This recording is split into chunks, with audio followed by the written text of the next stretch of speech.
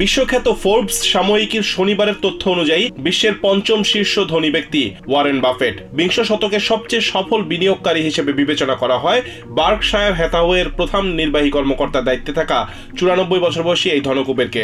নেব্রাস্কায় Berkshire হ্যাথাওয়ের বার্ষিক share হোল্ডারদের সভায় শনিবার নিজের দায়িত্ব থেকে সরে যাবার ঘোষণা দেন বিশ্বের অন্যতম শীর্ষ এই ধনী। শনিবারের সভায় বাফেট জানিয়েছেন তিনি বার্কশায়ারের কোনো শেয়ারও বিক্রি করবেন না। সভায় প্রেসিডেন্ট ডোনাল্ড ট্রাম্পের শুল্ক নীতি ও বিশ্ব বাণিজ্যে আমেরিকার অবস্থান নিয়েও কথা বলেছেন ওয়ারেন বাফেট। তার মতে ট্রাম্প প্রশাসনের শুল্ক নীতি বিশ্ব বাণিজ্যে আমেরিকার অবস্থানকে দুর্বল করে দিচ্ছে। ট্রাম্পের পাল্টা শুল্ক আরোপের সিদ্ধান্তের কারণে বাণিজ্য যুদ্ধ শুরু হতে পারে বলে সতর্ক করেন তিনি। বাফেট বলেন তিনি চান বছরের শেষে গ্রেগ এপেল কোম্পানির সিইও হিসেবে দায়িত্ব নিক।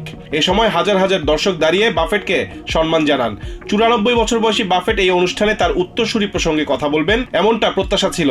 তিনি 1965 সালে বার্কশায়ার প্রতিষ্ঠার সময় থেকেই যুক্ত রয়েছেন। 1970 সাল থেকে তিনি প্রতিষ্ঠানটির সিইও হিসেবে দায়িত্ব পালন করছেন। রিজওয়ান কাদের, TVN 24 নিউজ ডেস্ক।